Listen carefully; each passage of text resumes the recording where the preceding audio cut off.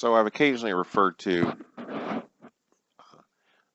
in previous lectures the idea of distinguishing between organizational transformation versus organizational development, and I just want to kind of go a little bit more in detail. And again, it's just a way to conceptualize how much change is needed, how drastic that change can be, and recognizing when we're straying from a systematic, planned, and carefully managed system of change, organizational development, to usually an outside-driven need for change, which is usually going to be an organizational transformation of strategic change. So, what is organizational transformation definitionally? OT refers to drastic changes in organizational function and its relations to an environment. So, this can incorporate a large number of different changes in how the organization actually does its job. This can be a drastic restructuring of that organization. This can be massive layoffs or massive influx of new employees. It can be changing products, and it can also be in how it relates to its environment. So, what products it produces, how it hires, how it interacts with that external environment. OD strategies represent more gradual approach to a strategic change. So it's think of it as a proactive change based on strategic predictions of where the company is going and where the company needs to be, while organizational transformation is more of a reactive change in reaction to a major event or change in the environment. So OT approaches typically are drastic and abrupt in their need to happen quickly. So OT can be developmental, but it may or may not be.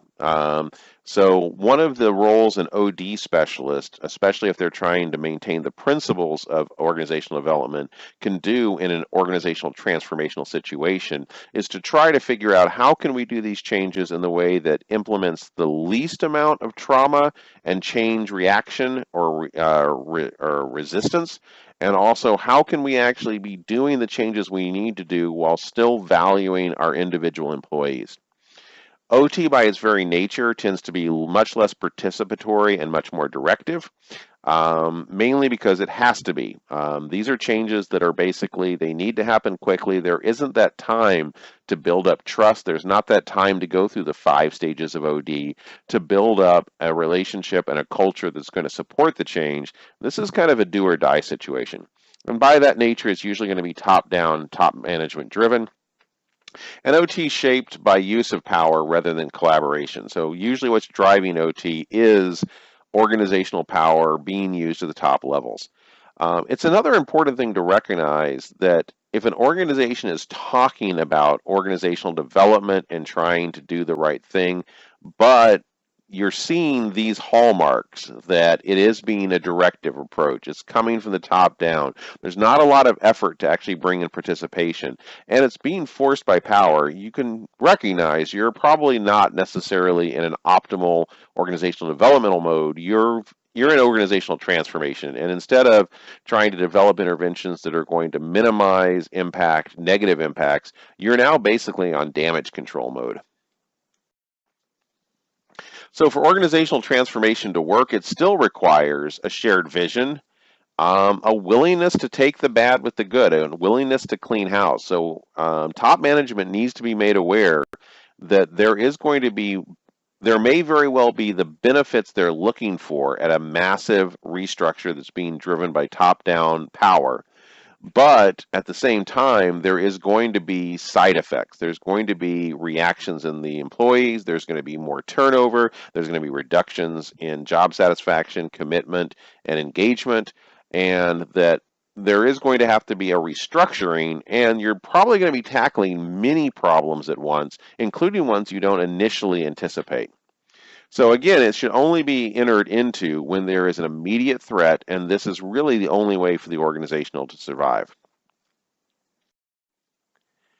So large-scale change strategies, again, just kind of differentiating this. When we're looking at kind of types of strategies that we can be using in an organization, we're going to talk briefly about, again, a 2x2 model, where we're looking at like, what type of change are we looking at? Is it a long-term plan change that relies on collaboration, so that's incremental, versus a transformative change, an immediate drastic change using very directive methods?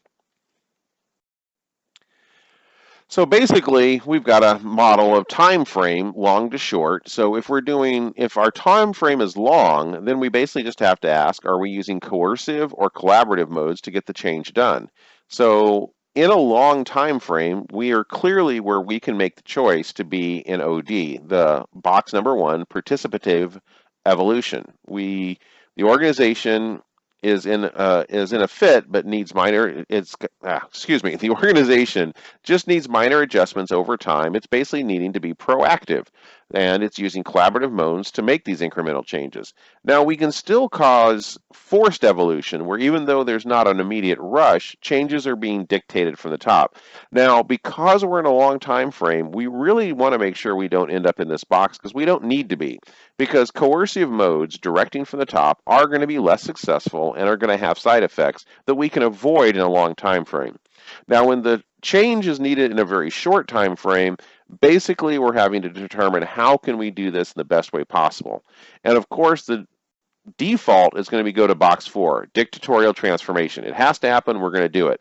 The biggest thing we want to try to communicate here is, yes, it's coming from the top. Yes, it's a dictate. But can we do it in such a way that still time and effort is being done at focusing on the culture, recognizing the employees, and basically trying to move towards a charismatic transformation? And that's what this model is really about, is communicating to top decision makers, especially in an organizational transformational situation. What can we do to do what has to be done in the time frame we have, but do as much as we can to keep it in the charismatic box, not the dictatorial box?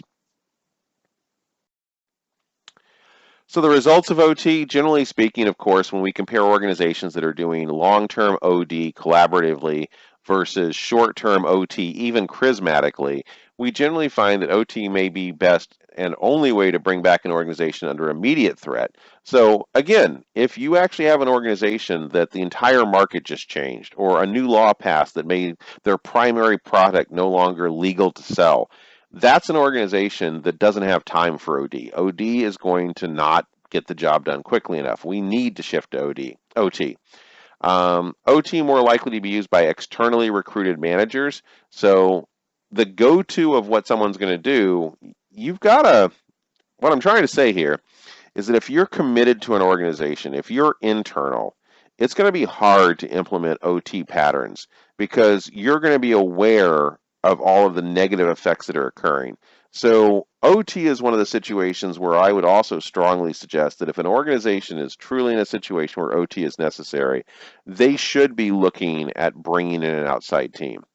And OT is risky and the outcome is uncertain. So basically, where we have a large body of decades of research that shows that well done organizational development is beneficial in almost any situation, when organizations are under crisis, even well done OT may still not save the day.